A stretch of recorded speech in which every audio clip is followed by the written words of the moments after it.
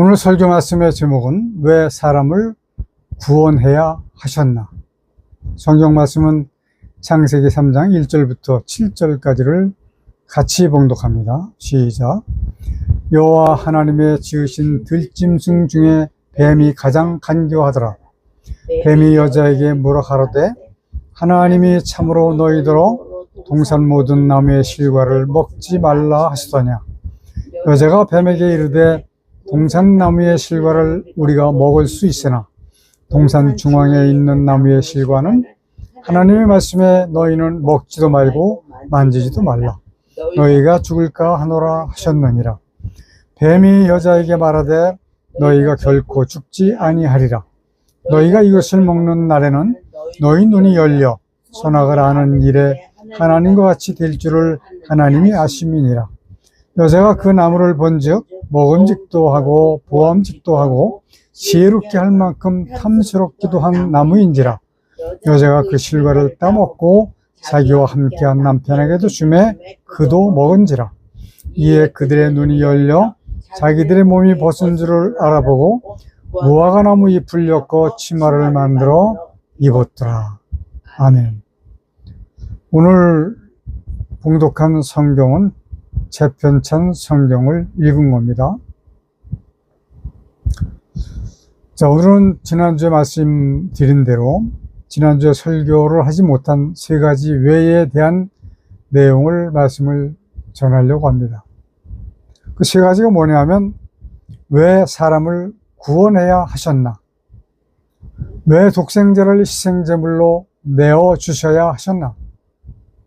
왜 이러한 세상을 창조하셨는가? 오늘의 본문 말씀을 보면 사람의 눈으로 상당히 모순으로 보이는 것이 보일 겁니다. 최초의 인간 아담과 하와에게 나타난 뱀.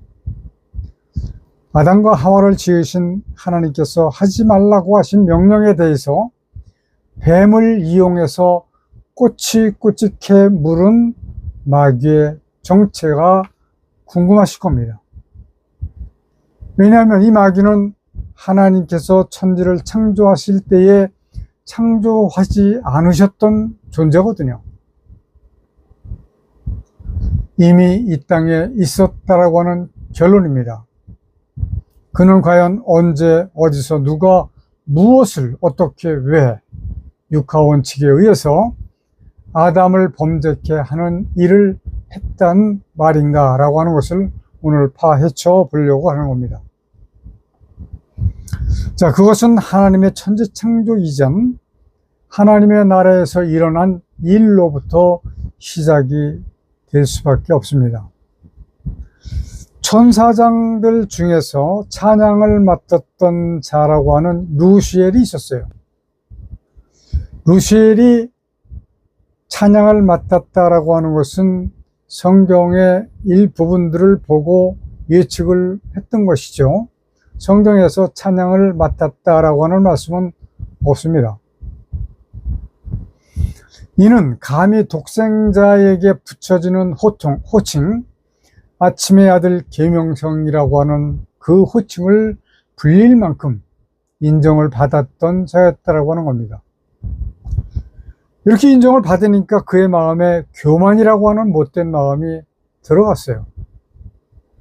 이사야서 14장 12절부터 13절까지를 보니까 너 아침의 아들 계명성이여 어찌 그리 하늘에서 떨어졌으며 너 열국을 엎은 자여 어찌 그리 땅에 찍혔는고 그리 땅에 찍혔는고 내가 내 마음에 이르기를 내가 하늘에 올라 하나님의 무별 위에 나의 보좌를 높이리라. 내가 북극 지폐의 산 위에 좌정하리라. 우리가 생각할 적에 도저히 이해할 수 없는 대목입니다. 감히 창조주 하나님을 대적하고자 하는 그 마음이 어떻게 해서 생겼을까 하는 것은 그거는 아직도 퀘스천입니다. 아직까지는 사람보다는 위에 있는 천사장이기 때문에 이런 교만한 마음이 어떻게 생겼을까 하는 그런 궁금한 마음이 아마 저뿐만 아니라 모든 분들이 그런 궁금증이 있을 겁니다. 하나님의 마지막 심판이 오게 되면 하나님의 백성들이 천국으로 입성을 하고 천사와 천사장들은 성도들에게 수종을 들어줄 겁니다. 그러나 아직은 하나님의 나라에 있는 존재이기 때문에 아직까지라고 하는 어휘를 사용한 겁니다. 사람들도 마찬가지예요. 좀 인정을 받거나 높임을 받으면 교만해지는 것이 보편적인 성향입니다. 그러니까 사람들도 칭찬을 받거나 인정을 받게 되면 스스로의 마음부터 다스릴 줄 알아야 된다, 이런 말씀이에요. 교만해진 그는 루시퍼라고 하는 이름으로, 엘이라고 하는 이름은 천사 또는 천사장, 이러한 그 하나님께 소속된 사람 것들에 붙여지는 이름이고, 아마 퍼라고 하는 이름은 아주 가장 낮은 층의 이름으로 생각이 됩니다. 그 루시퍼라고 하는 이름으로 하나님의 나라에서 쫓겨나요. 하나님께서는 그를 가두어 두시기 위해서 땅이라고 하는 것을 만드셨습니다. 그 땅이 바로 이 땅이에요. 이 땅. 원어에서도 그렇게 말씀하고 계십니다. 근데 그 땅은 불구덩이였습니다. 예수님도 이 광경을 보았다라고 말씀을 하세요. 자, 누가복음 10장 18절에 보니까 예수께서 이르시되 사단이 하늘로서 번개같이 떨어지는 것을 내가 보았노라. 떨어지는 그 상황이 어디에 있느냐면 이사야서 14장 15절에 보니까 그러나 이제 내가 음부 곧 구덩이의 맨 밑에 빠치우리로다. 사단 마귀가 하늘에서 떨어진 것은 이 땅, 그런데 불구덩이였다라고 하는 말씀이에요. 음부라고 하는 것은, 곧 구덩이, 불이라고 하는 것은 용암이 들끓고 있는 땅속 깊은 구덩이라고 볼 수밖에 없습니다. 왜냐하면 이 불, 용암은 지금도 꺼지지 않냐고 땅속을 돌아다니고 있습니다. 땅의 근원이기 때문에 그런 거예요. 땅의 근원이 아니면 흙 속에서는 불이 살아있을 수가 없습니다. 바로 꺼지도록 되어 있어요. 왜냐하면 산소가 차단이 되기 때문에 그런 겁니다. 땅 속에 있는 용암은 이 땅의 원소이기 때문에 산소하고는 상관이 없는 거예요. 과학적으로 생각을 해봐도 그 이치가 맞는다라고 밖에는 말씀을 드릴 수가 없습니다. 하나님께서 하늘과 땅을 창조하기 위해서 오신 곳이 바로 이 땅이라고 하는 말씀이에요. 용암덩어리로 구성된 이 땅은 그 불의 반대급부인 물로 덮어 놓으셨었습니다. 이 용암덩어리인 땅을 덮고 있는 이 물을 둘로 나누시고 가운데 궁창, 즉 하늘을 두신 겁니다. 그러니까 하늘 위의 물과 하늘 아래의 물이 형성이 된 겁니다. 가운데 하늘에는 해와 달과 별들을 지으셨어요. 그러니까 하늘 위의 물은 하나님의 나라와 우주와의 경계가 된 겁니다. 그러니까 하늘 위에 있는 물과 하늘 아래에 있는 물, 그 둥그런 상태가 바로 우주라고 하는 겁니다. 우리 사랑하는 성도 여러분들, 상상의 나라를 펴보시길 바랍니다. 이 땅은 둥굽니다. 제가 바닷가에 가서 수평선을 보고 그 수평선이 아니라 수곡선으로 보인 것은 지금으로부터 약 15년 전 일입니다. 하나님의 뜻을 깨닫고 나니까 수평선이 수곡선으로 보이더라 이겁니다. 왜일까요? 지구는 둥글고 이 우주도 둥글기 때문에 그런 거예요. 자, 이쪽 하늘 위의 물에서부터 저쪽 하늘 위의 물까지가 우주가 되는 것이고, 그 길이가 과학자들이 발표한 내용으로 약 4천억 광년이다 라고 말합니다. 상상이 가십니까? 1광년이면 빛의 속도로 1년을 달려가야 되는 거리예요. 이게 4천억 개입니다. 상상이 갈 수가 없어요. 그래서 신학자들이나 과학자들은 하늘에 떠 있는 별들의 수가 약 7해일 것이다 라고 얘기를 합니다. 해라고 하는 단어에는 0이 22개가 붙는 숫자예요. 4천억 광년이나 되는 그 넓은 우주, 이걸 생각하면 그 7해라고 하는 별의 수가 이해가 갈 수 있을 겁니다. 이제 하늘 아래의 물에서 묻이 드러나게 하셨고, 드러난 묻을 땅이라고 칭하셨습니다.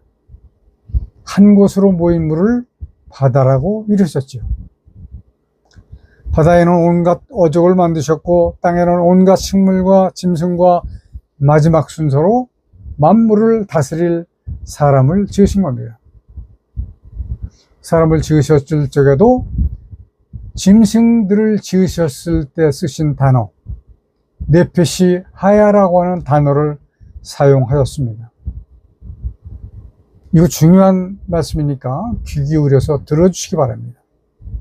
그러니까 사람이 영적인 존재가 아니다라고 하는 말씀이에요. 이제 그날 심판의 날이 오면 영적인 존재로 변화를 받는 겁니다. 지금 현재는 영적인 존재가 아니에요. 그때에 하나님의 백성들은 영적인 존재로 하나님의 나라로 옮겨지고, 동시에 낙원에 대기 중이던 성도들도 함께 새 예루살렘 성으로 들어가게 되는 겁니다. 또 한 부류는 영원히 꺼지지 아니하는 유황불 못으로 던져지게 되는 것이죠. 이때는 음부에 대기 중이던 자들이 함께 유황불못으로 던져지게 되는 겁니다. 여기서부터는 유한이 아니고, 요즘 뭐 100세 세대라고 이야기를 하는데, 줄기세포 전문가가 이야기합니다. 150세까지는 죽고 싶어도 죽을 수가 없을 거라고 말을 해요. 그것이 믿어집니다. 그러한 그 유한한 세상이 아니고 무한한 세상이 오는 겁니다. 천국이든 그리고 불못이든 영원토록 행복하게 살고, 또 한쪽은 영원토록 고통으로 살 수밖에 없는 것입니다. 이렇게 사는 것이 이 세상에서 힘들고 어렵게 살면서 하나님을 섬겨온 데 대한 보상이라고 생각하면 맞을 거예요. 아멘.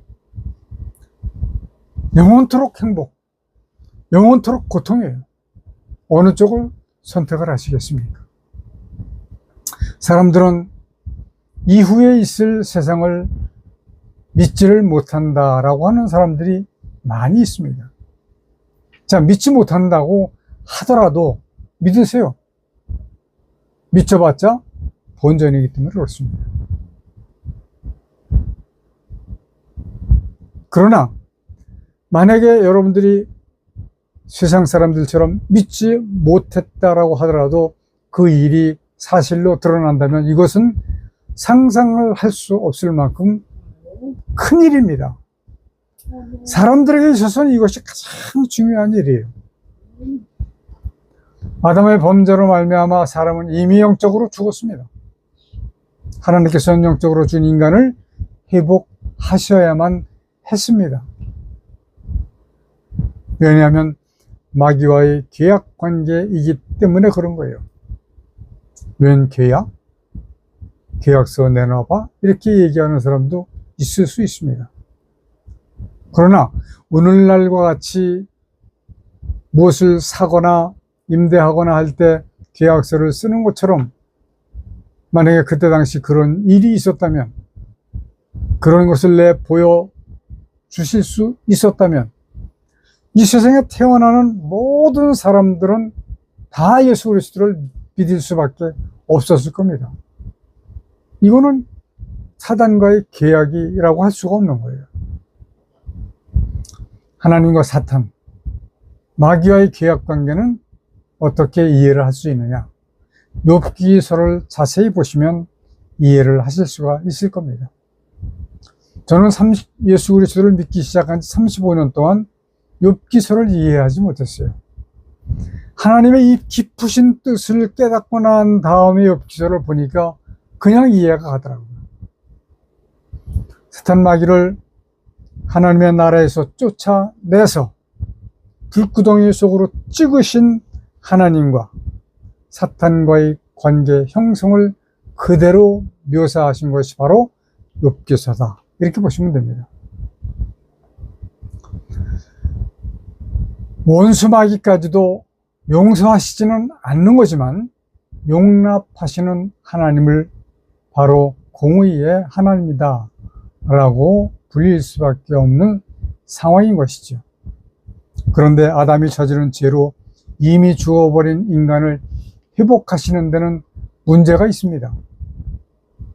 물론 하나님은 모든 것을 하실 수 있으시지만 지금 바로 말씀드린 대로 공의의 하나님이시기 때문에 마귀와의 계약관계도 철저하게 지키시는 하나님이시기 때문에 그런 거예요. 네. 자, 마귀와의 관계에서 회복시키려면 아담의 범죄를 대신할 만한 대가를 지불을 해야 하는 거예요. 왜냐하면 마귀가 아담을 속여서 범죄하게 하고 아담이 가지고 있던 공중권세를 넘겨받아 가지고 갔기 때문에 그것을 회수하기 위해서는 그 대가를 지불해야 된다라고 하는 말씀입니다. 근데 그 대가가 문제예요. 그것이 바로 아담이 범죄하기 전과 같은 순수한 죄가 전혀 없는 그런 사람의 피가 있어야 되기 때문에 그런 겁니다. 그러나 사람으로는 이미 죄를 지어버린 아담과 하하뿐이 없어요. 그의 후손들도 원죄를 가지고 태어날 수밖에 없게 되었기 때문에 하나도 소용이 없습니다. 그래서 독생자 예수님을 사람의 몸을 입히셔서 이 땅에 보내주신 거예요. 동정녀 마리아의 몸을 통해서 그분 예수께서 그리스도가 되어 주셨고 그의 피를 제물로 삼아 주셨기 때문에 십자가에서 피를 흘리시고 돌아가시고 사흘 만에 부활하신 겁니다. 예수 그리스도의 공생의 33년이 그렇게 살아오셨어요. 복음을 전파하셨고 제자들로 하여금 이 복음이 세상 모든 곳에 전파되도록 가르쳐 주신 것입니다. 하나님의 사탄 마귀와의 약속 관계는 속죄 제물이었고 속죄 제물로 인한 구원자를 더하시는 것이다. 예수 그리스도를 믿음으로 인해서 구원을 받도록 인도해 주시는 거예요. 그러니까 구원자의 숫자가 바로 약속 관계가 되는 것이다 라고 하는 말씀이에요. 그러니까 쉽게 말씀을 드리면 마귀가 욥기서처럼 하나님께서 예수 그리스도를 믿음으로 말미암아 거듭나고 구원받을 수 있는 자리까지 갈 수 있는 사람을 몇 명이나 만드실 수 있습니까? 이만큼 만들어주시면 제가 손들겠습니다. 이렇게 이야기하지 않았을까 하는 그런 생각이 들어요. 그래서 숫자가 형성이 되었다라고 저는 보는 겁니다. 자, 이 사실을 너무나도 잘 알고 있는 마귀는 어떻게 해요? 구원받을 자가 나오지 못하도록 무진장 애를 쓰고 있는 겁니다. 그렇다고 하면 그 타켓이 무엇이 되겠어요? 교회입니다. 교회에는 교인들이 많이 있어요. 만약에 이 교인들이 모두가 다 구원을 받는다라고 하면 이미 이 마귀와의 계약 관계는 계산이 끝났을 겁니다. 그러나 많은 교인들 중에서 정말로 구원을 받을 수 있을 만한 그러한 믿음과 거듭남을 가지고 있는 성도들은 많지가 않다라고 하는 것이 문제가 되는 겁니다. 얼마 안 돼요. 세계에 25억 명 정도가 하나님을 섬기는 자들이라고 하는데, 그 중에서 순수 개혁주의 노선에서 보는 눈은 2%도 볼 수가 없습니다. 그러므로 마귀는 교인들을 성도가 되지 못하게 하려고 교회를 무력화하는데 총력을 기울이고 있습니다. 어떻게요? 교회의 세속화와 교회의 인본주의화입니다. 지금 현재 보면 많은 교회가 세속화되었고 인본주의적으로 넘어가고 있습니다. 넘어갔습니다. 모든 그리스도인들이, 아니 모든 목사님들이 정신을 차리고 깨어있지 않으면 아마 구원조차 받지 못할 것이 분명합니다. 그러니까 교회를 다닌다고 해서 다니는 것만으로 구원을 받는 것이 아니다 라고 하는 것을 말씀을 드리는 겁니다. 말씀으로 천지 만물을 창조하신 하나님께서 필요하신 것이 무엇이 있을까요?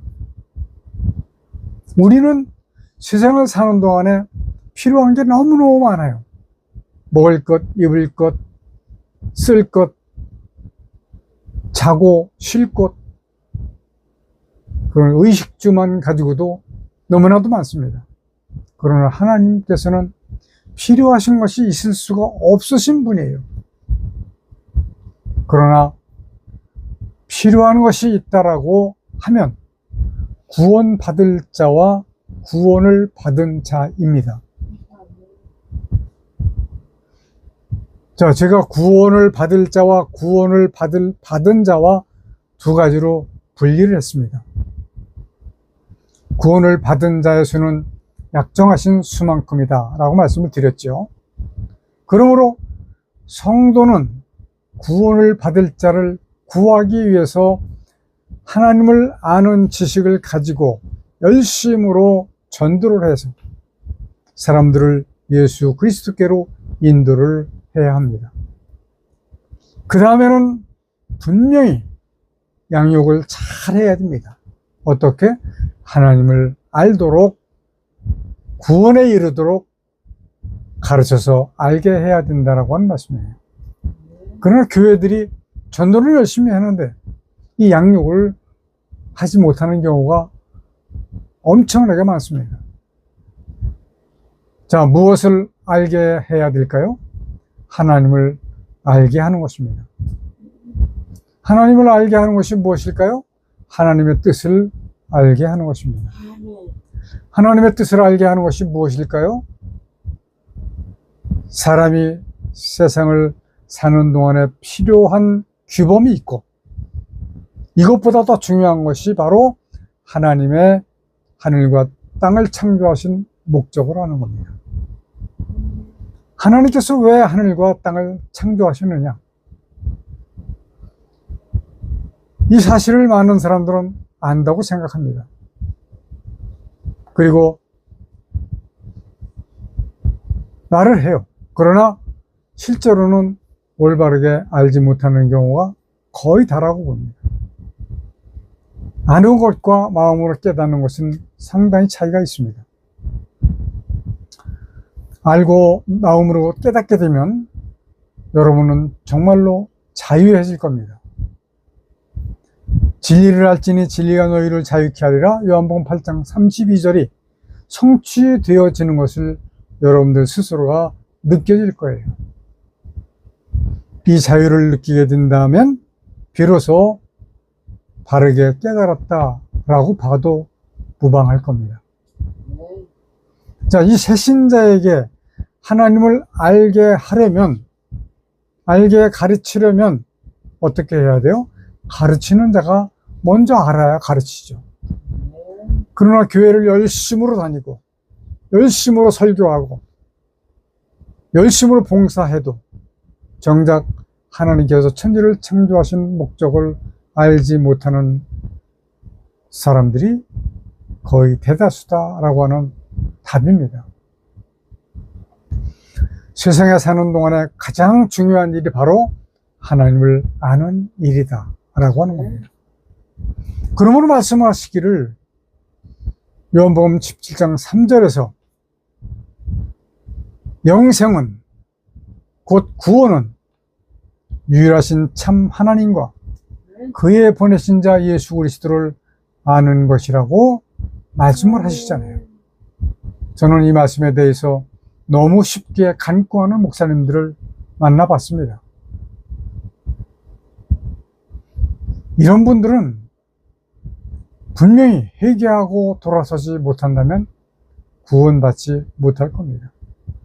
우리 사랑하는 성도 여러분, 마귀의 일을 멸하시려고 사람을 구원하시는 하나님의 뜻을 깨달으시고 꼭 구원에 도달하시기를 간절히 축원을 드립니다. 할렐루야.